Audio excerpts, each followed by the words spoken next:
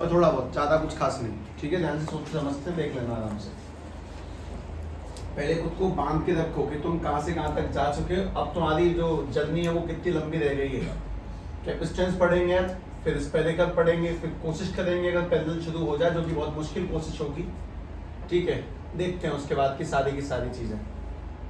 मैंने कुछ और भी लिखा है, यहाँ सब लिखा है 10-11-12। ठीक है, कम्प्लीटली डन है और सब कुछ बहुत बढ़िया। ठीक है, सभी लोग टॉपिक नंबर 7 डालें।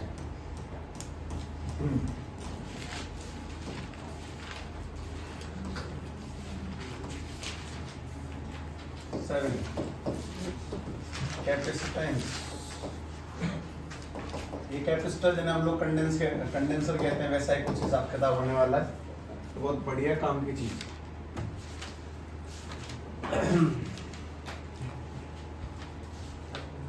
Capacitance, condensers.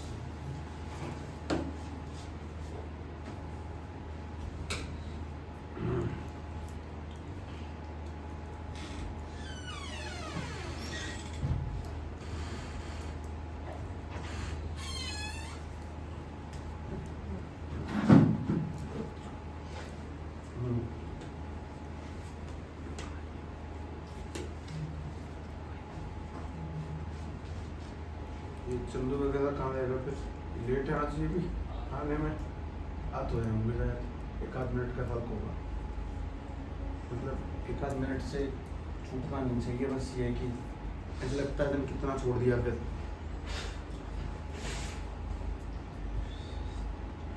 इसीलिए सभी लोग ना डिवीजन को अपने हाथों में बहुत बड़े तरह से जमा दें, हर हाल में लगातार कंटिन्यूसली, बिना किसी फिजूल बकवास के। जब भी समय मिले, जिस पल पे भी समय मिले, एक पल में रिवाइज करें।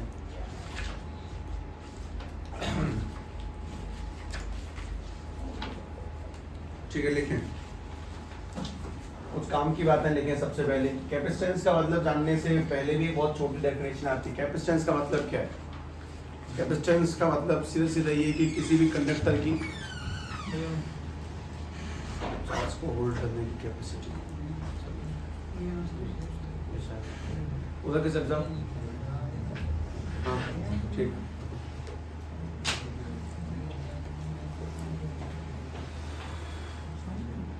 हो जा उस पे, हो जा उस वाली पे, हो जा। मैं बैठूं? हाँ चलो। हाँ यार,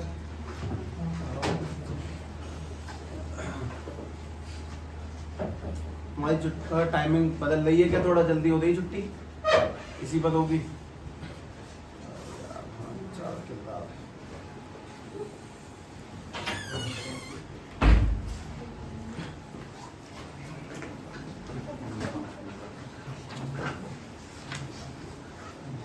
हाँ भाई, ध्यान से बात समझें। कैपेसिटेंस किस चिड़िया का नाम है? कैपेसिटेंस का सीधा सीधा मतलब है किसी भी कंडक्टर की चार्ज को होल्ड करने की क्षमता। ये बात दिमाग में बिल्कुल नहीं गई, ये भी रियलिटी है। ठीक है, मैं तुम्हें एक एक करके सारी बातों को उठा के लाता हूँ। जैसे कि मैं तुमसे कहता हूँ कि अपने पास में प्लास्टिक थर्माकोल है, इसके ऊपर हम कितना चार्ज स्टोर कर सकते हैं? इस थर्माकोल पे तुम चार्ज, मतलब इस पे पॉजिटिव और नेगेटिव ला सकते हो कि नहीं? सवाल ये बताओ, क्या हम इस पे पॉजिटिव चार्ज और नेगेटिव चार्ज लगा सकते हैं, ला सकते हैं कि नहीं? कैसे भी करके। जैसे कि हम लोग इस पे चार्ज ले आते हैं इसके बालों से, इससे हम कागज को चिपका लेते हैं तो इस पे चार्ज आ जाता है। तो इस पे कितना चार्ज तुम कैरी करवा सकते हो, इस पे कितना चार्ज मैक्सिमम तुम चढ़ा सकते हो, उसको इसका कैपेसिटेंस कहते हैं। किसी भी चीज पे मैक्सिमम कितना पॉजिटिव और कितना नेगेटिव चार्ज हम लोग चढ़ा सकते हैं, उसे कैपेसिटेंस कहते हैं। क्या तुम चार्ज को थर्माकोल पे चढ़ा सकते हो? नहीं, तो उसका कैपेसिटेंस क्या हो जाएगा? 0। हम लोग चार्ज को किस पर चढ़ाते हैं? सबसे पहले काम कीजिए, हम चार्ज को किस पे चढ़ाते हैं? जैसे कि कोई भी धातु हुआ, मटेरियल, फॉर एग्जांपल लोहा हुआ, कॉपर की वायर हुई, हम इन सभी चीजों पे पॉजिटिव और नेगेटिव चार्ज को कैरी करवा सकते हैं। लेकिन हम शायद इंसुलेटर्स पे चार्ज को कैरी नहीं करवा सकते। हम किसी भी चीज को कितना चार्ज कर सकते हैं, पॉजिटिव नेगेटिव कितना बढ़ा सकते हैं उसके ऊपर, उसको कैपेसिटेंस कहते हैं, बेसिक। इस बात को बहुत इलस्ट्रेट पढ़ना है। मतलब तुम्हारे जो चैप्टर का आधा हिस्सा था पोटेंशियल, आधा हिस्सा कैपेसिटेंस है। तुम कैपेसिटेंस ही लगातार पढ़ रहे होगे लगातार, और ये बहुत तगड़ा टॉपिक है। मतलब 100% कैपेसिटेंस सवाल आएगा ही आएगा हर हाल में। लोग तुम चिल्ला चिल्ला के बोला करें कैपेसिटेंस पढ़ लो, चैप्टर 2 में क्या पढ़ना है, कैपेसिटेंस, कुछ इस तरह से। लेकिन इस बात को अच्छे जानने से पहले तुम लोग मुझे एक सिंपल सवाल का जवाब दो। अगर किसी भी पंखे में, जो कि लगाई होता है हमेशा, समरसेल वगैरह में बड़ा सा लगा होता है सिलेंडर, कैपेसिटर, उसका काम क्या है? कैपेसिटेंस का मेन काम क्या है? उससे होता क्या? मतलब अगर मैं कैपेसिटर लगा दूं और पंखे को चलाऊं, चलेगा कि नहीं चलेगा? चलेगा। पर क्या दिक्कत आएगी? तुम लोगों ने कैपेसिटर चार्ज किया, मतलब कैपेसिटर लिया और बोर्ड में लगा दिया और उसको ऐसे करो, चटक की से आवाज आती है। आखिर करता क्या मशीनों के अंदर? तुम्हें कोई भी नॉलेज हो तो बता दो। जैसे कि मैं तुमसे कहता हूं, रजिस्टर का मेन काम क्या है? करंट को रोकना। ये बात तुम लोग 10th क्लास के बच्चों से पूछो जो आज करंट इलेक्ट्रिसिटी पढ़ रहे हैं, नहीं पता। उनके रजिस्टर कितना हार्ड है, सेम टू सेम तुम्हारा सिनेरियो है। हमारे पास में 3 मेन चीजें जो हमें पढ़नी है। रजिस्टर जो हम पढ़ चुके हैं, कैपेसिटर जो चल रहा है, और फिर वापस आ गया एक चीज, इंडक्टर, बाद में दोबारा आएगा चैप्टर नंबर 7 के दौरान। खैर, इसका मेन काम क्या हो, मेन काम समझे। हमारा जो कैपेसिटर है, करंट मतलब जैसे हम लोग बटन ऑन करते हैं वो चार्ज होगा, मतलब उसमें क्या आ जाएगी, एकदम से एनर्जी स्टोर हो जाती है। और जैसे ही पंखा चलेगा वो सारी की सारी एनर्जी झटके से उसको दे देता है। ऐसा मान लो कि कुछ ऐसी बात है कि स्टार्टिंग एनर्जी, कोई भी मशीन छोटे मोटे वोल्टेज पे नहीं चल सकती, इसीलिए स्टार्ट करने के लिए जो धक्का चाहिए वो कैपेसिटर है। इस बात को थोड़ा सा और ध्यान से समझने की कोशिश करते हैं। अगर कभी बाइक वगैरह स्टार्ट ना हो तो धक्का देकर स्टार्ट करते हैं, वो धक्के का मेन काम क्या है? उस धक्के से एकदम से एनर्जी बढ़ जाती है और गाड़ी स्पार्क प्रोड्यूस करके चल जाएगी। धक्के देके गाड़ी स्टार्ट की जाती है, तो धक्का यानी कि हम कैपेसिटर ही हैं। तो अब हम पंखों को तो ऐसे चलाएंगे नहीं कि पंखा ऑन किया, डंडा लिए घुमा देते हैं तेजी से, अपने आप तेज बढ़ जाएगा, ऐसे भी चला सकते हो। तो तुम कुछ ऐसा मानो, कैपेसिटर का मेन काम क्या है? एक बार में स्पीड अप करना, उसके बाद तो वो हौला धीरे करके अपनी स्पीड पकड़ ही लेगा। कैपेसिटर एक बार में एनर्जी की सप्लाई करके किसी भी चीज को उसके सही वोल्ट तक पहुंचाता है, जिससे वो तरीके से चल सके। बिना कैपेसिटर के हैवी मशीनें खासकर नहीं चल सकती, वो कैपेसिटर लेती हैं जिससे कि वो लोड उठा सकें। वरना तुम कभी बिना कैपेसिटर के चीजों को चलाओगे तो वो चलेंगे नहीं, लोड उठेगा ही नहीं, वो सारी की सारी एनर्जी कम पड़ जाती है। तो कैपेसिटर एक बार में सप्लाई करेगा, ऐसा कुछ। लेकिन फिलहाल इन सारी बड़ी बातों को करने के लिए कुछ बाद में आता है।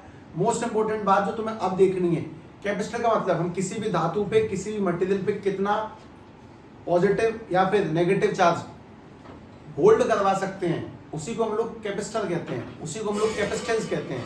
कि जैसे कि बहुत सिंपल कहानी, हम सभी ने स्केल को बालों से रब करके कागज के टुकड़ों को हिलाया डुलाया होगा कभी। तुम कहना कि स्केल के ऊपर क्या ले आते हैं? Positive charge. तो सवाल ये कि उसके ऊपर तुम कितना पॉजिटिव चार्ज ला सकते हो? 10 कूलाम, 20 कूलाम या 30 कूलाम? अगर तुमने मुझे जवाब दिया कि साहब हम उसके ऊपर 30 कूलाम चार्ज लेके आ सकते हैं, तो उसकी कैपेसिटेंस है। हर एक मटेरियल की अलग अलग कैपेसिटेंस होती है। तो ये वाली सारी कहानियां ना समय के साथ अच्छी होती हैं। तो बेसिकली बस इतना ध्यान रखना है कि किसी भी धातु की चार्ज को होल्ड करने की क्षमता को हम लोग क्या कहते हैं? कैपेसिटेंस। इस चीज को मैं लिखने जा रहा हूं, ध्यान से लिखें। The amount of charge, the amount of charge any material can hold, any material can hold। obviously सारी definitions हमारी उस किताबी भाषा से मैच नहीं करती हैं, पर समझदारी सबसे बड़ी चीज है। समझने के बाद जब तुम किताबी भाषा को पढ़ते हो तो एक बार में समझ में आता है। Amount of charge any material can hold by applying some potential, by applying some potential, by applying some potential, मतलब कुछ वोल्ट वगैरह से जोड़ोगे, उसको जोड़ने के बाद में उस पर जब चार्ज चढ़ जाएगा तो किसी भी धातु पर आने वाले चार्ज की कोई हम लोग कैपेसिटेंस कहते हैं, कुछ ऐसा। That is called capacitance, that is called capacitance. This capacity, ये वाली क्षमता, उसको कैपेसिटेंस बोलते हैं। बेसिक सी एक छोटी सी परिभाषा। इस बात को समझाने के लिए कुछ और भी काम की बातें, जैसे कि हमारे पास में ये वो वाला कैपेसिटर जो हम लोगों ने देखा है, तुम सभी ने इस कैपेसिटर का एक काम शायद पक्का देखा होगा, इसको खराब होते ही इसको तोड़ देते हैं, चिलकनी से निकाल लेते हैं, पन्नी से उधेड़ देते हैं पूरा का पूरा। वो भी बहुत काम की चीज है। वो चिलकनी जो पन्नी हम लोगों ने कभी इसमें से निकाली है, वो आगे पढ़ना, वो जो तुम लोगों ने डाइलेक्ट्रिक जैसा लिख रखा है ना, वहीं को जाके पढ़ेंगे। मतलब हमारा विज्ञान हमें एक बहुत अच्छे लेवल पे लेके जाने की तैयारी करता है, सीधी सीधी बात ये है। खैर, अगर तुम इसके अंदर चार्ज को स्टोर करते तो ये ऐसे नहीं हो जाएगा, इसको भूल के देखा ये चार्ज हो गया, नहीं, हमें इसके अंदर कुछ ना कुछ बैटरी वगैरह कनेक्ट करनी पड़ेगी। हम जैसे ही कुछ ना कुछ वोल्ट लगाएंगे, वोल्ट लगने से इसके अंदर चार्ज स्टोर होगा। तो इसको चार्ज करने के लिए तुम्हें क्या लगाना पड़ता है? वोल्ट। तो वोल्ट यानी कि पोटेंशियल लगाने पे तुमने किसी के ऊपर कितना चार्ज पहुंचा दिया, उसी को हम लोग क्या बोलेंगे? कैपेसिटेंस। C for capacitance. ठीक है, इस बात को मैं दोबारा से लिखता हूं, इस बात को ध्यान से दोबारा समझना कि capacitance C is equal to Q upon में V इसका फॉर्मूला है। और ये तो मैं बात इसीलिए समझ में आनी चाहिए क्योंकि ये बात यहां से निकल के आती है। हमने किसी को कितने पोटेंशियल दिया और किस पोटेंशियल पे उसमें कितना चार्ज स्टोर हो गया, वो उसकी क्षमता मानी जाएगी। भाई किसी भी कैपेसिटर को चार्ज करने के लिए तुम्हें क्या देने पड़ेंगे? वोल्ट। और वोल्ट देने पे उस पे कितना चार्ज स्टोर हो गया, वही क्या कहलाता है? उसका capacitance. C equal to Q upon में V। जैसे कि हमेशा हर समय कोई ना कोई समस्या तुम्हारे आगे जीवन में रहती है। कभी तुम्हें ओम्स लॉ समझ में नहीं आता था, V इक्वल टू IR, अब बहुत हैबिट हो चुकी है उसकी, R माने रेजिस्टेंस। वैसे करके ये ऑब्वियसली फर्स्ट डे जर्नी है, उस बात को वहां से ध्यान से सोच के देखें। हमने कितने वोल्ट दिए और कितने वोल्ट देने पे उसमें कितना चार्ज स्टोर हो गया, उसी क्षमता को हम लोग क्या बोलेंगे? कैपेसिटर। इसीलिए formula C equal to Q upon में V। बेसिक सी बात ये कि कोई भी धातु अपने ऊपर कितना चार्ज रख सकता है। अब इसमें कुछ काम की चीजें हैं, उन्हें ध्यान से देखना। जैसे कि सबसे पहली काम की चीज इसकी डेफिनेशन, दूसरी इसका फॉर्मूला, अब तीसरी इसकी यूनिट, और जाने क्या क्या। देखो इसकी यूनिट समझें, यूनिट तुम ही बनाना सीखो, बहुत काम की बात होती है। चार्ज की यूनिट कूलाम और पोटेंशियल की यूनिट वोल्ट। तो कूलाम पर वोल्ट, लेकिन इसकी फेमस यूनिट है, हर चीज की कोई ना कोई फेमस यूनिट है। ठीक है, इसकी फेमस यूनिट तुम सभी लोगों ने देखी है, FARADE, इसको रिप्रेजेंट करते हैं F से, फैराड। मैं वैसे कैपेसिटर शायद सही जुड़ा हुआ है इसमें, अगर तुम्हें दिख जाए तो इस पे लिखा है, ये लिखा है टिपकॉन कैपेसिटर्स 440 वोल्ट AC 50 हर्ट्ज और 3.15 MFD, M यानी कि मिली फैराड। इसी कैपेसिटी लिखी हुई है, पर ऑब्वियसली तुम अभी नहीं जानते क्या काम करता है, क्या चल रहा है इसके अंदर। वो सब कुछ इसको पढ़ने के बाद में सवालों में उतरते हैं तब समझ में आता है। एक्चुअली में इस पे साफ साफ लिखा होता है टिपकॉन कितने फैराड का, ये 3 का।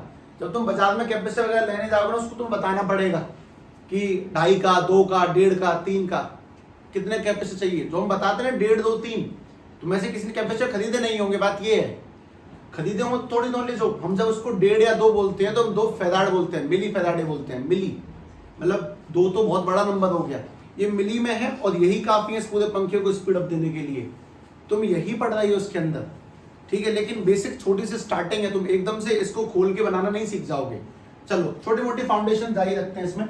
सबसे पहली चीज तो ये कि कैपेसिटर यानी कि क्षमता चार्ज को होल्ड करने की, उसके बाद फॉर्मूला और उसके बाद में ये सारी बातें। लेकिन एक काम की बात बताओ तुम लोगों से, V इक्वल्स टू IR हम सभी ने पढ़ा है, इसमें R माने क्या है? रेजिस्टेंस। तो रेजिस्टेंस किस बात पे डिपेंड करता है? करंट या वोल्ट पे? किसी पे नहीं। रेजिस्टेंस के मतलब V इक्वल्स टू IR के फॉर्मूले में R तो आता है, पर R आने का मतलब ये नहीं कि वोल्ट पे करंट पे डिपेंड करता है। रेजिस्टेंस किस चीज पे डिपेंड करता है वो समझे। R इक्वल्स टू में रो L अपॉन में AV था। इस बात का मतलब रेजिस्टेंस डिपेंड करेगा तार की लंबाई पे। तार जितना लंबा होगा उसका रेजिस्टेंस उतना ज्यादा होगा। तार जितना मोटा होगा, बड़ी वायर होगी, उसमें करंट अच्छे से फ्लो करेगा, रेजिस्टेंस कम होगा। और डिपेंड करेगा रेजिस्टिविटी यानी मटेरियल पे।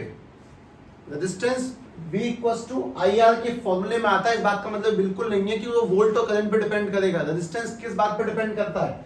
मटेरियल और वायर पे, वायर की लेंथ पे, वायर की ब्रीथ पे, वायर की हाइट पे, यानी कि वायर की डायमेंशन पे। ठीक वैसे करके तुमसे एक सवाल बोला जाता है कि कैपेसिटेंस किस बात पे डिपेंड करता है? चार्ज पे, वोल्ट पे? नहीं। कैपेसिटेंस भले उसके फॉर्मूले में, जैसे V इक्वल्स टू IR में resistance does not depend on, ये किस बात पे डिपेंड नहीं होता? वोल्ट पे और करंट पे। ये किस बात पे डिपेंड होता है? Depend on material and dimension of wire. Material and dimension of wire, ये तार की लंबाई, चौड़ाई, ऊंचाई, इन सब बातों पे निर्भर करेगा, ना कि वोल्ट और करंट पे। भले फॉर्मूले में आता हो।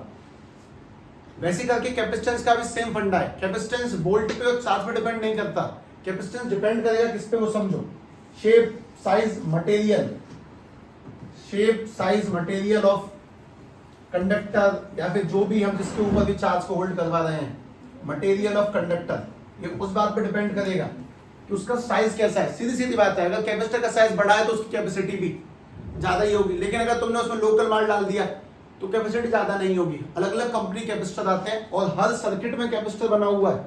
मतलब मैं तो बताता हूँ, जो ग्रीन कलर की प्लेट है तुम लोगों ने कभी मोबाइल फोन चार्जर वगैरह में से निकाली हो, उसमें register, capacitor, inductor, transistor, diode सब लगे होते हैं, और ये सब तुम्हें इसी क्लास में पढ़ने होते हैं।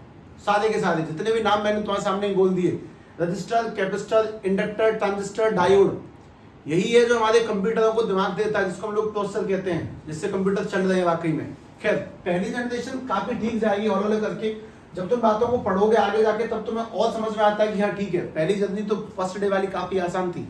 मोस्ट इंपोर्टेंट बात, कैपेसिटेंस किस बात पे डिपेंड नहीं करेगा, it does not depend on, it does not depend on charge and volt, does not depend on charge and volt.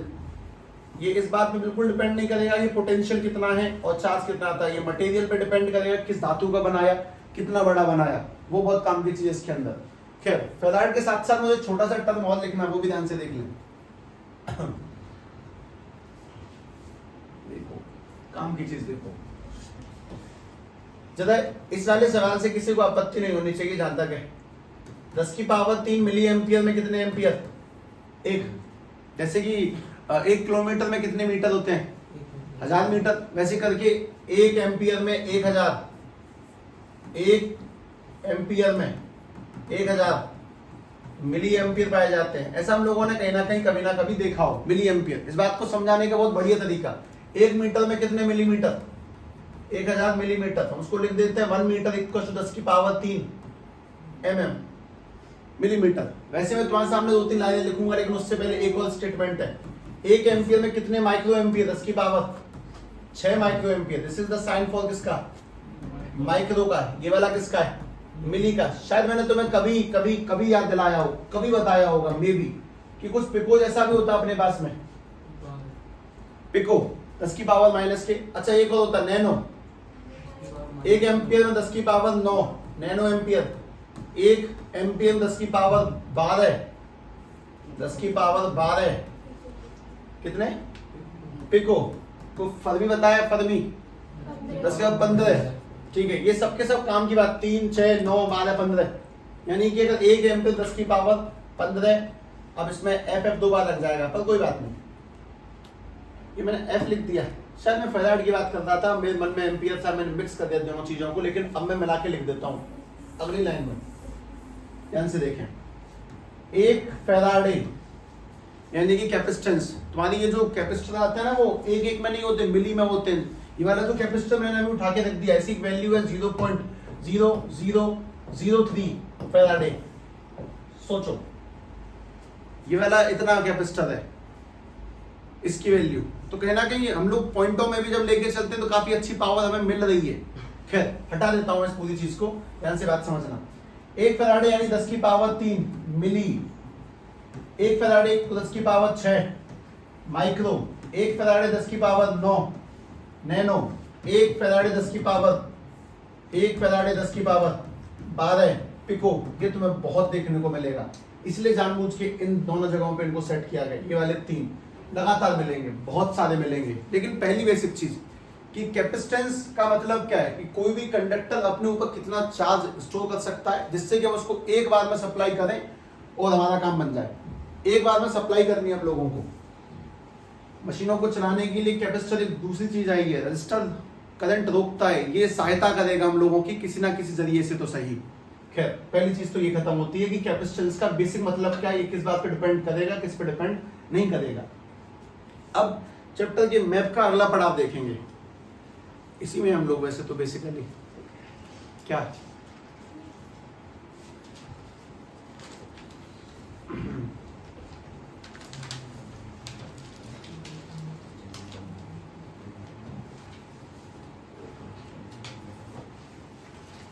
मैं कल एक इमेज देखी थी, मैं तुम्हें एक इमेज बना के दिखाता हूँ।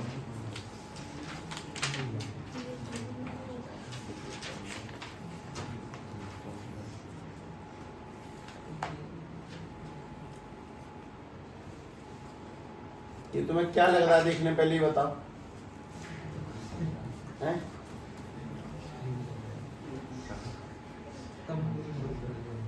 बताओ, सोचो, अलग अलग जवाब होंगे सबके।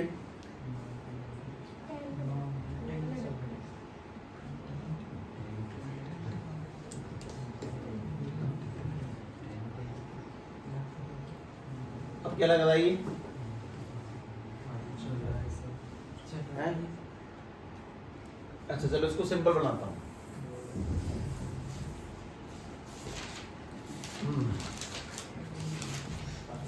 ये जेल है, जेल के सामने क्या लगी होती है? सलाखें। तो ये पहली सलाख, ये दूसरी, ये तीसरी, ये चौथी, और उसके बीच में एक ये आदमी इन दोनों बाधाओं को पकड़ के खड़ा हुआ है, मुंह लटका के। ठीक है, एक मिनट, मुंह लटका के।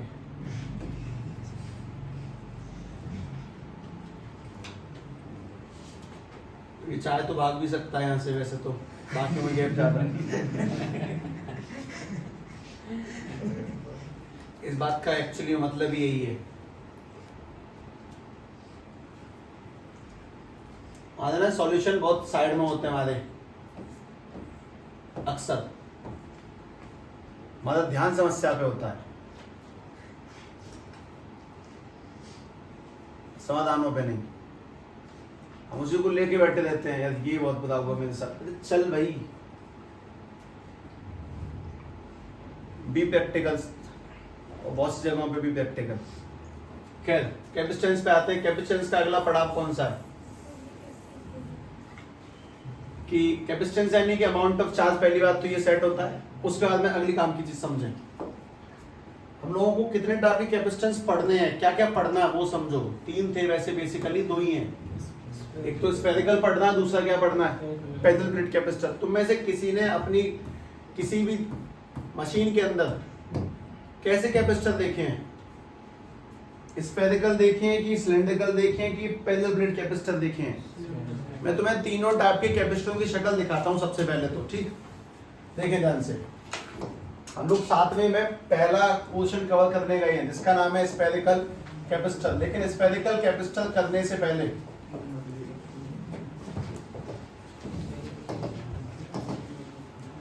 हाँ, उस बात को बताने का मतलब बताता हूं मैं तुम्हें, जो मैंने अभी बताया। ये क्या देख रही है वहां पे? छिपकली। क्या करेगी वो तेरा? कुछ नहीं। ये मतलब था इस बात का, ठीक? सुने ध्यान से। अपने पास में 3 टाइप कैपेसिटर है। कौन से? स्फेरिकल, पैरेलल प्लेट और सिलेंड्रिकल। तो सिलेंड्रिकल कैपेसिटर तो ये वाला है, ये हम लोगों ने सभी ने अक्सर देखा ही होगा जहां तक है। उसके बाद में ये वाला जो कैपेसिटर है ये पैरेलल प्लेट कैपेसिटर है। ये तुम लोगों ने शायद कभी नहीं देखा होगा, और अगर देखा भी होगा तो डायग्राम ऐसे समझ में नहीं आता। मतलब अगर सामने मतलब उसमें से निकाल के देख दिया जाए चादर में से तो दिखा दिया जाएगा, दिख जाएगा। मैं कल इमेज तैयार रखूंगा उसकी, अभी नहीं करूंगा वरना बहुत टाइम जाता है फिर उसको निकालने में। खैर, और एक होता है स्फेरिकल कैपेसिटर। ये वाला तो बिल्कुल ही नहीं दिखा होगा। बात यह है कि ये सारे कैपेसिटर ना बंद हो गए, ये बेकार था। ये जिस दिन बना उस दिन बंद कर दिया बनाना। उसका रीजन है क्योंकि इसमें अपनी मतलब इसकी कुछ कमियां नहीं थी, जो पढ़ेंगे तब निकालेंगे। ये गोल्ड कैपेसिटर का कुछ कर था, बंद हो गए। ये वाले कुछ समय तक चले और इनमें दुनिया चली रही है। ठीक है, हमारे पास में 3 है, हमें पढ़ने कितने हैं? 2। कौन से? स्फेरिकल पढ़ेंगे और हम भी इसे बंद कर देंगे। फिर हमारा main focus parallel plate capacitor ही होगा। सिलेंड्रिकल तो बिल्कुल नहीं, कहीं ना कहीं तक, क्योंकि किताब बहुत पुराने जमाने की है ना, वो यहीं पे जी रही है अभी भी, पैरेलल प्लेट कैपेसिटर। लेकिन कहीं ना कहीं ये वही चीजें तुम लोगों ने अपने चारों ओर आसपास देखी है, और जितना तुम्हें अब तक बताया गया तुम्हें उस पर ध्यान देना है। उसके बाद में तुम स्फेरिकल कैपेसिटर की कुछ कहानियां सुनोगे और क्या क्या समझना है वो सुनना। सबसे पहली चीज, हम किसी भी कैपेसिटर में, चाहे स्फेरिकल, चाहे सिलेंड्रिकल, चाहे कोई सा भी हो, उसमें क्या क्या पढ़ेंगे वो बताता हूं, उसको ध्यान से देखो। कि हमें इन सभी कैपेसिटर्स में किस किस चीज पे ध्यान देना है, इन कैपेसिटर्स के बारे में कौन सी नॉलेज हम लोगों को होनी चाहिए। सबसे पहली काम की बात कि किसी का कैपेसिटेंस होता कितना है, इसमें कितना चार्ज स्टोर कर सकते हैं, इसकी क्षमता कितनी है। मैंने तुम्हें एक छोटी सी बात अभी बताई कि अपना ये वाला जो कैपेसिटर क्षमता कितनी है 0.0003, एक अंदाजा लगाने के लिए। क्योंकि अगर मैं तुमसे बोल देता हूं कि अपने पास में 10 फैराडे कैपेसिटर है तो तुम्हारे मन में ये ना निकल के बस 10 नहीं, वो कहीं ना कहीं बहुत बड़ी वैल्यू हो चुकी है अपने आप ही। हमें अनुमान होना चाहिए चीजों का कि हम किस बात को बोल रहे हैं। तो पहली बात है हम कैपेसिटर इसकी पावर कितनी है, इसमें कितना स्टोर कर सकते हैं। दूसरी बात, इसमें हम लोग जानेंगे इसकी एनर्जी स्टोर, इसमें कितनी एनर्जी स्टोर होती है चार्ज की फॉर्म में। एनर्जी का भी इसका एक खुद का अलग से फॉर्मूला है, इसका खुद का एनर्जी फॉर्मूला है। और एनर्जी के फॉर्मूले को ड्राइव करने के बाद में कुछ छोटे मोटे स्टेटमेंट आते हैं, इसमें तो 3 ही पॉइंट आएंगे, अगले में भले ही 4 बनते हैं। लेकिन इसके बाद में आता है इसका ड्रॉबैक, आखिर फेल हो क्यों गया। इतना सब कुछ पढ़ने पढ़ाने के बाद में इसके ड्रॉबैक क्या थे। तो कभी कभी लोग ये भी कहते हैं सब सीधे सीधे क्यों नहीं पढ़ा दिया, मतलब जो फेल हो गया फिर उसे क्यों बताया जाता है, जिससे कि गलतियां सुधरे। तुम लोग आप आगे चल के ये ना बोलो सब स्फेरिकल बना के देखते हैं, तो बन गया, देख लिया लोगों ने बना के। तो स्टार्टिंग से स्क्रैच से उठा के चीजों को समझाना चाहिए क्या सब ये इसमें ये कमी थी। हमें 3 मेन बातें सीखनी है स्फेरिकल को लेके। एक तो इसका कैपेसिटेंस, इसकी एनर्जी और इसके ड्रॉबैक। और कहीं ना कहीं हम लोग जब वो वाला पढ़ेंगे पैरेलल प्लेट, तब मैं इस 3 की जगह शायद कुछ 6 लाइनें लिखूंगा, उसमें 6 बातें हैं क्योंकि वो काम का भी बहुत ज्यादा है। तो एक एक करके पहले स्फेरिकल कैपेसिटर को देखते हैं। हाँ भाई, सबसे पहले सभी लोग देखेंगे कैपेसिटेंस ऑफ स्फेरिकल कैपेसिटर, आखिर की क्षमता कितनी होती है। Capacitance of spherical capacitor, spherical capacitor. लेकिन स्फीयर से मुझे बात याद आई, मैंने तुम्हें कुछ पहले पढ़ाया था होलो और सॉलिड स्फीयर, उनकी अलग अलग जगहों पे पोटेंशियल और अलग अलग जगहों पे उनकी इलेक्ट्रिक फील्ड। तुम्हें कुछ सवालों के जवाब देने पड़ेंगे, पूछूंगा तब। पहली बात ये स्फीयर है, और इस स्फीयर के अंदर इस पूरे पे पॉजिटिव चार्ज मैंने डिस्ट्रीब्यूट किया ऊपर ही ऊपर।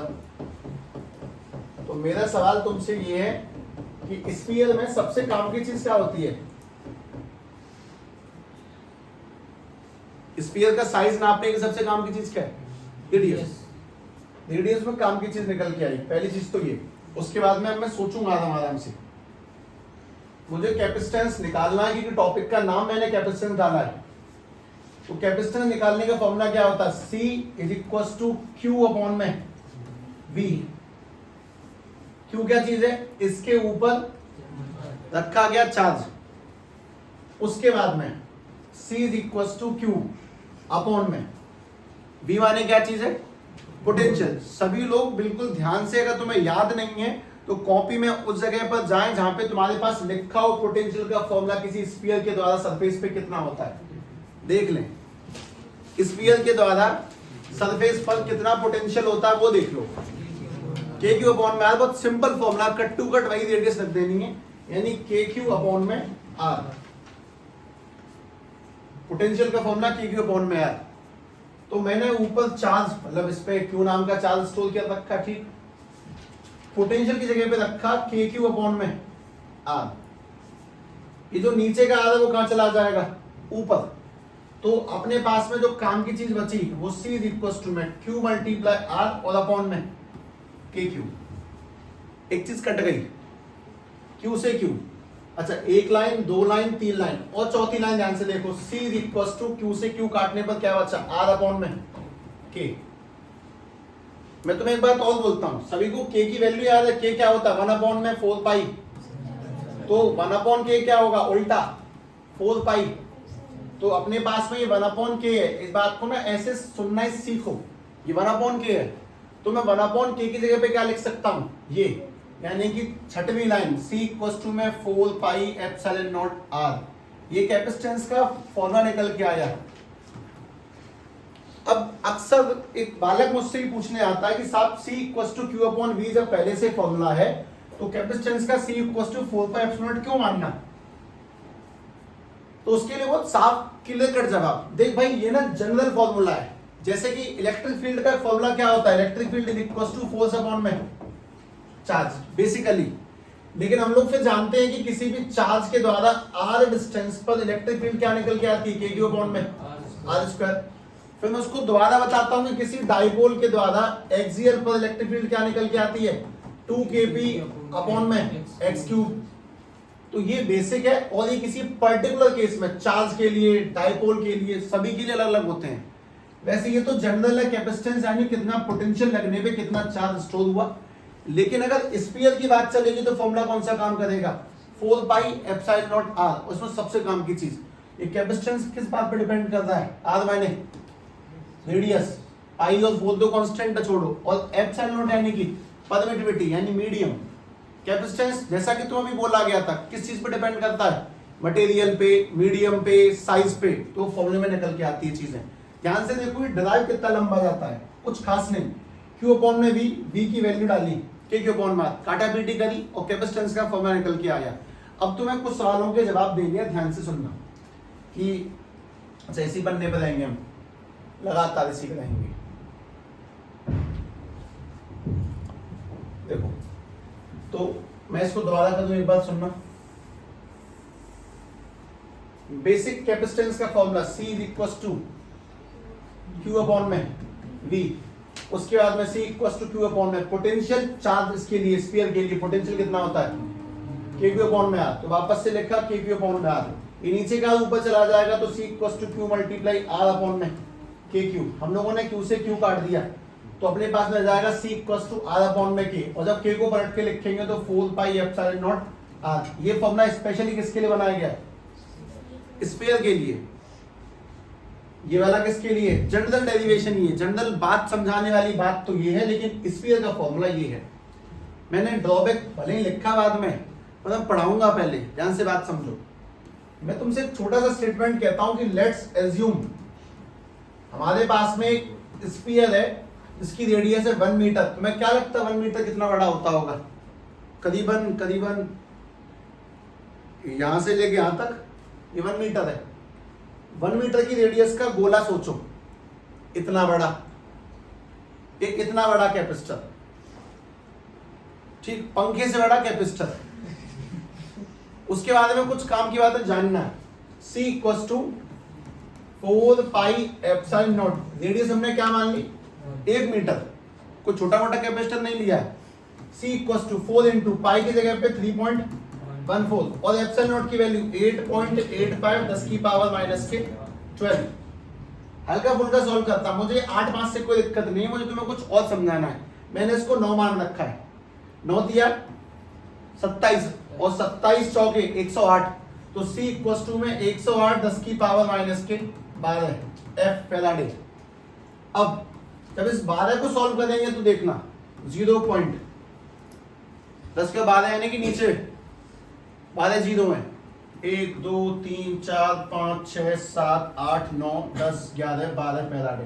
जरा सोचें, मतलब 1 मीटर का इतना बड़ा गोले वाला कैपेसिटर और उसकी पावर कितनी है, इतनी सी, तो क्या फायदा है ऐसे कैपेसिटर का, क्या फायदा। इसमें कमरे के अंदर पंखा तो लगा हुआ है, ठीक है, छत पे और कैपेसिटर आधे कमरे में लगा हुआ है, आधे में कैपेसिटर की जगह लगी हुई है, तो उसकी वैल्यू कितनी छोटी है। मतलब हम लोगों ने अभी जो ये वाला जो गिना, ये वाला इसकी कैपेसिटी थी 0.0003, सोचो इसकी पावर कितना डिफरेंस है।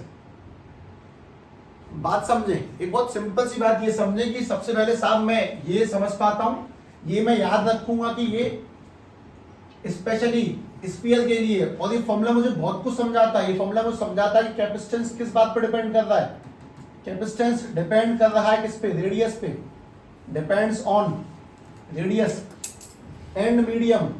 मीडियम का मतलब परमिटिविटी, वो भी समझाती है। जैसा कि हम लोगों ने जाना कि वोल्ट पे और चार्ज पे डिपेंड नहीं करता। दूसरी बात, इस स्फेरिकल कैपेसिटर में क्या कमी थी कि इतना बड़ा साइज होने के बावजूद भी इसकी पावर उतनी नहीं थी, इतनी सफिशिएंट चाहिए थी। तो जैसा कि मैंने तुमसे कहा, हमने अभी पढ़ा और अभी के अभी इसको बनाना बंद कर दिया, बेकार है भाई। इतना बड़े बड़े कैपेसिटर क्यों बनाएंगे जिनकी कैपेसिटी 9 जीरो के बाद में 1 लगेगा, पॉइंटों में 9 जीरो के बाद 1 की एंट्री होती है, क्या फायदा ऐसे कैपेसिटरों का। लेकिन हाँ, ये बिल्कुल नहीं कह सकते कि क्या स्फीयर चार्ज होल्ड नहीं करेगा, कर सकता है, उसकी चार्ज होल्ड करने की क्षमता है, एक चीटी वीटी को मारने के लायक तो है, पंखा भले ही ना चले उससे। लेकिन ठीक है, सबसे पहली बात कि कैपेसिटेंस है क्या चीज, वो ध्यान से जाना है इसका फॉर्मूला, और इसका ड्रॉबैक क्या है, वो ड्रॉबैक मैं लिख देता हूं, ठीक है, तुम सभी लोग ड्रॉबैक और लिखो, उसके बीच में पढ़ेंगे एनर्जी। देखें भाई, drawback of spherical capacitor, drawback of spherical capacitor.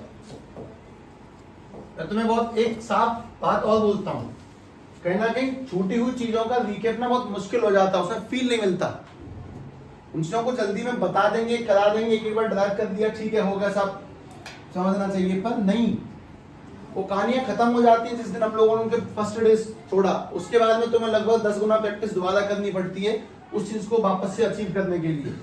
खैर, ड्रॉबैक में सबसे पहली काम की चीज तो very low capacitance, very low capacitance, resistance लिख दिया, very low capacitance even after a big size, even after a large size, बड़ा आकार होने के बावजूद भी उसका जो कैपेसिटी थी किसी भी मशीन वगैरह को चलाने की बहुत छोटी थी, बहुत कम थी, संभावना नहीं बनती है कि इससे हम किसी चीज को ऑपरेट कर सकें। मतलब अगर मैं 0.0003 की बात करूं, कुछ ऐसा, मुझे ऐसे कुछ लगभग 10,000 कैपेसिटर चाहिए बड़े बड़े, जिससे मैं एक पंखा चला पाऊंगा, कुछ ऐसा हिसाब किताब बैठेगा लगभग, और ज्यादा मैंने तो वैसे रफली बोल दिया, ठीक है, इतने चाहिए तब जाके पंखा चलेगा, तो क्या फायदा, उससे बढ़िया तो अपने आप को आगे बढ़ाते हैं ना, स्फेरिकल क्यों पढ़ना फिर जब बेकार है, पैरेलल प्लेट पढ़ेंगे ना, हम पढ़ेंगे, लेकिन पैरेलल प्लेट के लिए एक कारनामा है जो जिस बीच में कर देना चाहिए, एनर्जी नाम का, देखते हैं इसमें कितनी एनर्जी स्टोर होती है, लेकिन अभी एक ड्रॉबैक और लिखो, इस वाले कैपेसिटर में ना एनर्जी इज नॉट बाउंडेड, और ये वाली बात थोड़ी सी अपर क्लास हो गई, energy is not bounded, energy is not bounded in this capacitor। इस चीज को बस तुम लिख रहे हो बिना मेरे इस बात को एक्सप्लेन किए कि इस बात का क्या मतलब है, क्योंकि हाँ कुछ है, कोई कारण नहीं है इस बात का, सबसे मेन तो सबसे पहला रीजन वही है, कोई पूछे ना उसको एक बार लपक के जवाब सीधे, बहुत कम क्षमता होती है, उसको हम लोग नहीं यूज कर सकते, उससे पंखे नहीं चलेंगे, और एक आध पंखा चलाने के लिए 1-2 लाख चाहिए, तो क्या फायदा है, वो भी इतने बड़े बड़े, इस कमरे में नहीं आएंगे, टोटल कितने आ पाएंगे इस कमरे में, मैक्स टू मैक्स 1 2 3 4 4 चौक 16 20 60 आएंगे,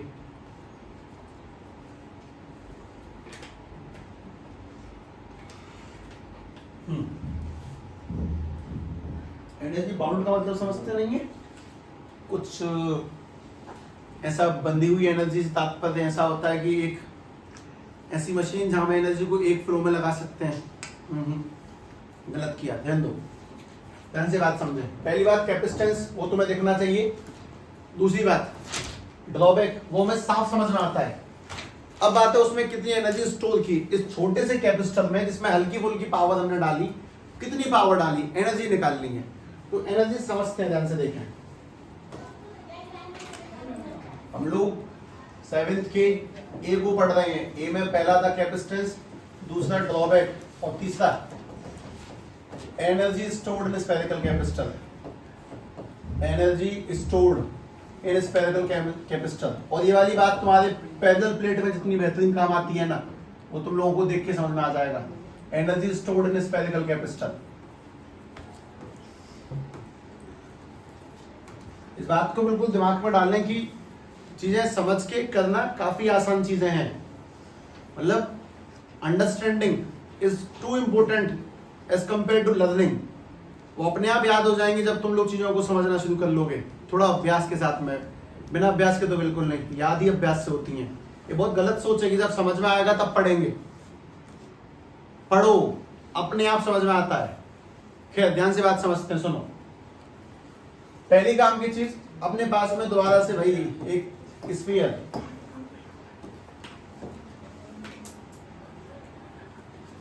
इसके ऊपर चार्ज है, पॉजिटिव चार्ज स्टोर है। एकदम से नहीं हुआ है, थोड़ा मुझे 3 बनाने चाहिए, तो 1 मिनट। एक सेकंड।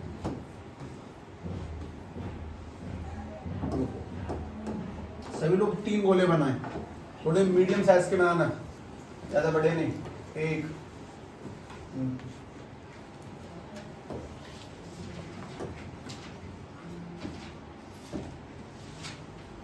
2 3, ठीक है भाई बना दें। ये तीनों एक ही कैपेसिटर, 3 नहीं है, एक ही है ये। इसको 3 जगहों पे रिप्रेजेंट किया गया। एक एक करके बात समझे, क्योंकि पहली कार्रवाई, ये वाली कार्रवाई पहली बार हो जाएगी, दोबारा भी होती है। इसके ऊपर सभी लोग पॉजिटिव चार्ज फैलाएंगे, यहाँ पे कुछ नहीं फैलाएंगे, ठीक। यहाँ फैलाएंगे लोग कुछ इतने हिस्से में फैला दो, और इसमें पूरे हिस्से फैला दो, ठीक है। एक बात बताओ, इस कैपेसिटर को चार्ज करने के लिए हमने इसको किससे जोड़ा होगा? बैटरी से। जब मैंने बैटरी से नहीं जोड़ा होगा, तब मतलब मैं मान लेता हूं कि टी यानी कि टाइम, उस वक्त मैंने टाइमर स्टार्ट नहीं किया। मतलब तुम किसी आदमी को रेस में खड़ा करो, तुम घड़ी पहले चला दोगे? घड़ी कब चलेगी? रेस स्टार्ट संग की संग, और घड़ी कब बंद होगी? जब वो लाइन में पहुंच जाएगी तब ऑफ होगा। तो ये घड़ी चल रही है, अभी घड़ी चालू नहीं की गई है, और यहाँ पे घड़ी बंद कर दी गई जब टाइम की वैल्यू कैपिटल टी यानी कि 10 सेकंड 20 सेकंड जो भी है पहुंच गई। बीच में टाइम पता नहीं कितना था। मैं तुम्हें बहुत मतलब डायग्राम बताना कर्तव्य इसीलिए बता रहा हूँ, डेरिवेशन तो बहुत शॉर्ट कर पाऊंगा। देखना, स्टार्टिंग में इस पर कितना चार्ज है, शुरुआत में इस पे कितना चार्ज है? 0। शुरुआत में इस पे कितने वोल्ट है, पोटेंशियल कितना है? 0। एंड में जाके इस पे कितना चार्ज हो गया? फुल। बाद में इस पे कितने पोटेंशियल हो गए? फुल। अच्छा, बीच समय पे किसी समय पर इस पे कितना चार्ज था? Small Q. बीच समय पर इस पे कितना पोटेंशियल था? Small V. पहले तो ये लिखने का तरीका है, समझाने वाली बात को। मतलब जैसे हमने जब कैपेसिटर लाए होंगे तब 0 था चार्ज वोल्ट समय, उसके बाद में पूरा हो चुका है और बीच में कुछ ना कुछ चल रहा होगा। जैसे कि बैटरी अभी चार्जिंग स्टेट में है, बैटरी अभी चार्जिंग स्टेट में चल रही है। फुल चार्ज होने को ये कहते हैं, शुरू होने को ये कहते हैं, और बीच की स्टेट को ऐसे कहते हैं, ऐसे बोला जाता है। हम लोग क्या निकालने जा रहे हैं? एनर्जी। एनर्जी को अपन लोग क्या बोलते हैं? वर्क। ये ध्यान रखना, वर्क एनर्जी एक ही बात होती है। ये बात मैं पहली बार ड्राइव करता हूँ, मैं दोबारा करूंगा ऐसी कारनामे को, तब तुम बोलोगे ये तो बहुत आसान चीज थी। क्या ध्यान से बात समझे जरा, इस वाले फॉर्मूले से किसी दिक्कत तो नहीं है? वर्क इज इक्वल टू नहीं, वर्क नहीं, potential is equal to work upon में charge. Potential equal to work upon में चार्ज। अगर मैं इसको वहां भेज दूं तो क्या बन जाएगा? ये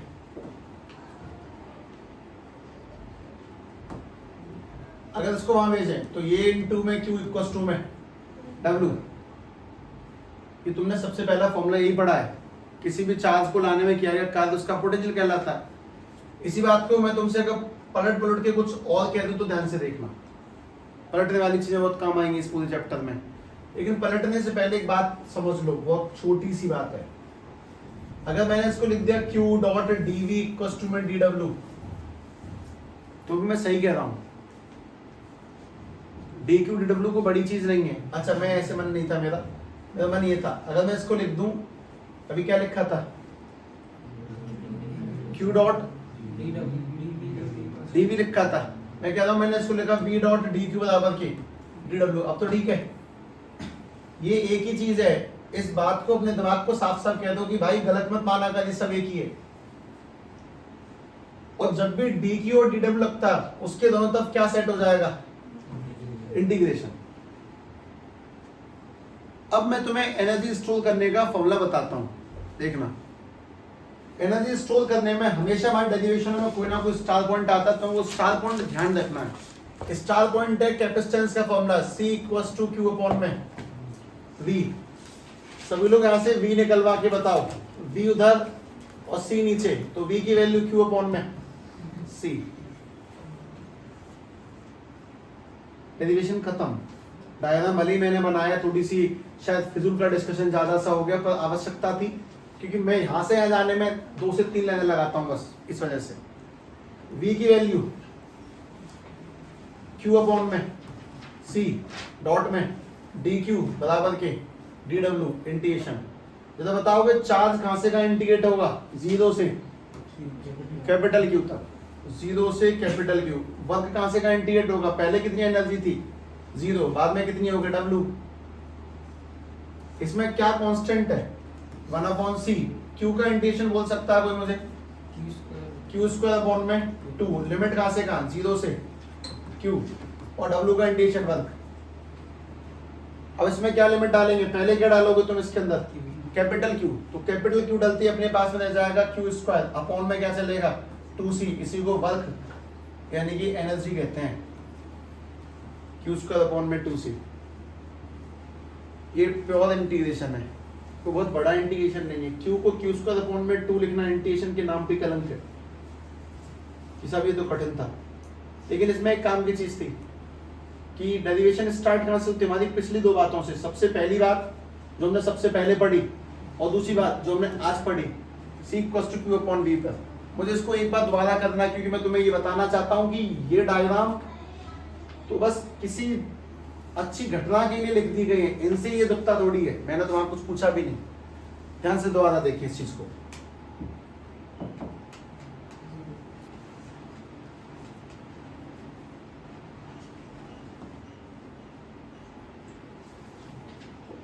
हाँ भाई,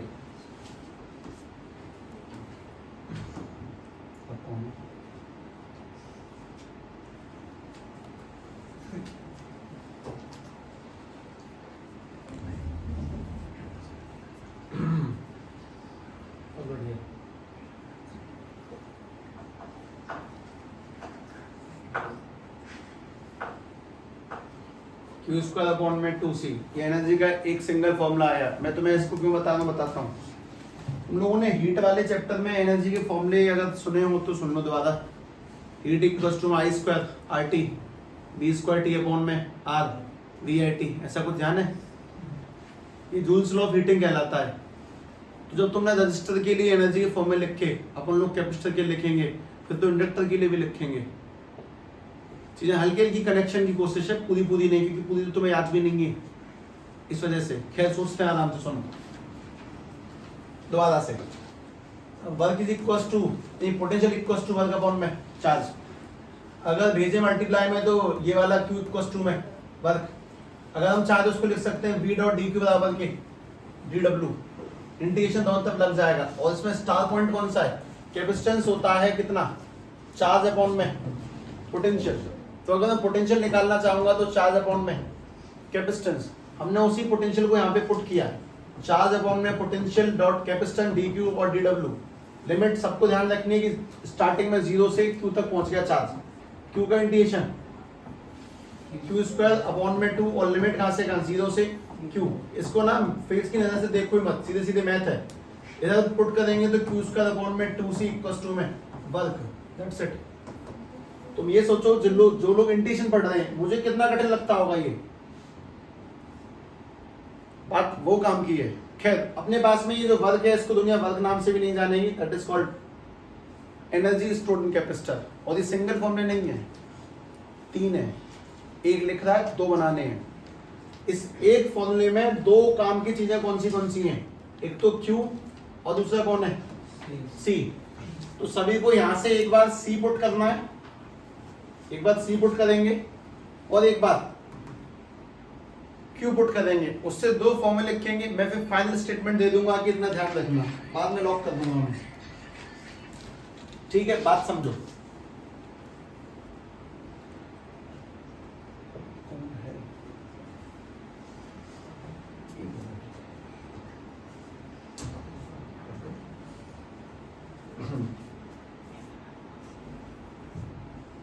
देखें भाई, ये चीजें ऑब्वियसली फर्स्ट अटेम्प्ट चीजों को हार्ड बनाता है, बनाएगा ही, उसमें कोई बहुत बड़ी चीज नहीं है। हम लोग एक बार C पुट करेंगे, एक बार Q पुट करेंगे। चलो C पुट करो इसी फॉर्मूले में। एनर्जी का फॉर्मूला है Q स्क्वायर अपॉन में 2C, तो Q स्क्वायर अपॉन में 2, C की जगह पे वैल्यू डलवा दें Q अपॉन में V, Q अपॉन में V। अब इस जगह छोटा Q मत डालना, फिर तुम बोलोगे सब Q से Q काट कैसे दिया। दिमाग से खेलो ना, Q से Q काटना है मुझे कुल मिला के, मैं बड़ा डालूंगा, बात दिमाग की इतनी तो होनी चाहिए, कॉमन सेंस लगाना चाहिए। कुछ लोग इस पे लड़ जाते हैं, सब यहाँ छोटा था यहाँ पे बड़ा क्यों लिखा, भाई यही नहीं चाहिए, बस ये वाला दिमाग नहीं चाहिए। Q से एक Q कटा और नीचे का भी ऊपर पहुंच गया तो एनर्जी का फॉर्मूला QV अपॉन में 2। दोबारा से आ जाओ, एनर्जी का फॉर्मूला है Q स्क्वायर अपॉन में 2C। हम लोगों ने इस बार क्या डाला था, C। अब डालेंगे Q की वैल्यू, तो वैल्यू निकालते हैं। Q की वैल्यू निकालो, यहां से मल्टीप्लाई करो इसको। Q की वैल्यू क्या निकल के आई, CV। तो Q की जगह पे CV का स्क्वायर अपॉन में 2C, तो C square V square upon में 2C। एक C से एक C काटा तो potential energy CV square upon में 2। हमारे पास में एनर्जी के बेसिकली 3 फॉर्मूले हैं और तीनों फॉर्मूलों को एक लाइन में लिखा, एनर्जी इक्वल्स टू, मैं लिख रहा हूं, पहला फॉर्मूला Q स्क्वायर अपॉन में 2C अपॉन में 2C।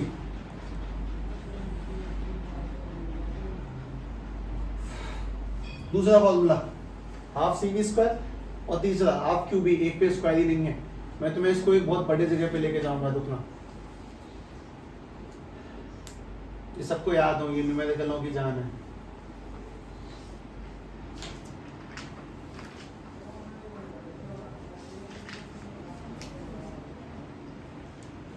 Q स्क्वायर अपॉन में 2C। उसके बाद में अगला हाफ CV स्क्वायर, मतलब ये वाला हाफ CV स्क्वायर, ऐसे याद करते हैं इसको, हाफ 1/2 आगे लगा के, और दूसरा हाफ QV। ये 3 एनर्जी के फॉर्मूले हैं, वो बहुत सिंपल सिंपल सी कुछ बातें। ये वाला कब लगेगा, जब चार्ज और कैपेसिटेंस दिया जाएगा। ये वाला जब कैपेसिटेंस और वोल्ट देंगे, और ये वाला चार्ज और वोल्ट दिया जाएगा, पोटेंशियल दिया जाएगा। वैसे करके मुझे पुराना एक हीट का फॉर्मूला याद आता है जूल्स लॉ से, I square RT equals to में एक था V स्क्वायर T अपॉन में R, और एक और था VIT। देखो इसमें 2 जगह स्क्वायर है, एक पे नहीं है। यहाँ पर भी 2 जगह स्क्वायर है, एक पे नहीं है। पता नहीं कहानी कोई ना कोई लिंक बनाती होगी, पर ठीक है, छोड़ दो फिलहाल।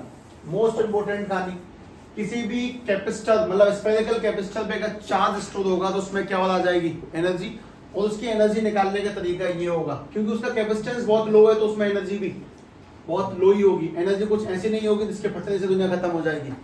बहुत सिंपल सिंपल छोटी छोटी एनर्जी पाई जाती होगी उसको ऊपर भी। पर ये कहानी जो यहाँ से यहाँ तक मैंने 2 बार रिपीट करके लिख दी, वो कहीं ना कहीं लेंदी लगती है, वाला को लगेगी ऑब्वियसली। पहली बात है, चीजें आसान लगने लग जाए तो फिर बात ही क्या है। पर मैं कहता हूँ कि आसान है तो है सच में, तो बड़ी चीजें नहीं है। बस एक स्टार पॉइंट का ध्यान ये रखना है कि पोटेंशियल इस वर्ग अपॉन में चार्ज, और उसके बाद में उसमें वैल्यू को डाल के इंटीग्रेट किया। 1-2 बार किया गया अभ्यास इस कहानी को सेट कर सकता है। अगर तुमने सेट कर लिया तो मैं आगे बढ़ता हूँ। ये कौन सा पॉइंट चल रहा है, 7th का A, that is spherical capacitor. सभी लोग हेडिंग डालते हैं बस। 7 का B, parallel plate capacitor. Parallel plate capacitor. अच्छा, कोई इसको कैपेसिटर जगह पे कैपेसिटर, थोड़ी सी मात्राओं का फर्क है, ऐसे बोले तो भी कोई दिक्कत नहीं। कैपेसिटर, कैपेसिटर सब ठीक है, कोई बात नहीं। हाँ, कैपेसिटर ये भी एक। इसमें तुम्हें क्या क्या पढ़ना है वो देखो। सबसे पहली काम की चीज हम लोग इसके अंदर जानेंगे ऑब्वियसली कैपेसिटेंस, इसका कैपेसिटेंस कितना है। उसके बाद में एनर्जी, इसके ड्रॉबैक नहीं, बिल्कुल नहीं, जो पढ़ रहे हैं अंतिम उसका ड्रॉबैक क्यों जानेंगे, ठीक। उसके बाद में force between plates, force between plates, basic सा फोर्स बिटवीन प्लेट।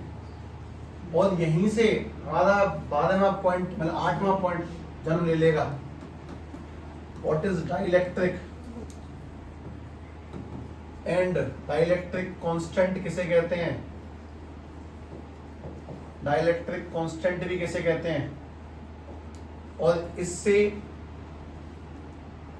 क्या फर्क पड़ता है इसके ऊपर, how does it affect capacitor, how does it affect capacitor, specially parallel plate capacitor.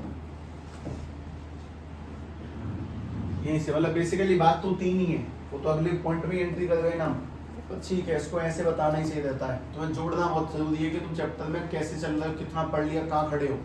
उसके बनाना चीज़ें अच्छी नहीं लगती कि ऊबड़ खाबड़ कुछ भी रखे जा रहे हैं धुआंधार, नहीं चाहिए। लेकिन भाई revision is the most primary tool. खैर वापस से, किसी को एनर्जी के फॉर्मूले याद हुए? Q²/2C half CV² half QV, ऐसे याद रखने हैं। मतलब होठों पे रखे होने चाहिए, संकेत संग बोले सारे के सारे फॉर्मूले, Q²/2C half CV² half QV, क्योंकि इससे एनर्जी निकालेंगे। एनर्जी की यूनिट क्या होती है? जूल। जूल में निकाली जाएगी कि किसी भी कैपेसिटर पे कितनी एनर्जी है। तुम लोग कारनामा कल पढ़ोगे, ध्यान रखना कि कारनामा वापस से रिपीट होगा, इसीलिए आज जाके इस चीज को रिवाइज करके आए, स्पेशली इसे रिवाइज करें, ये सारे खेल कल खेलेंगे, ठीक है।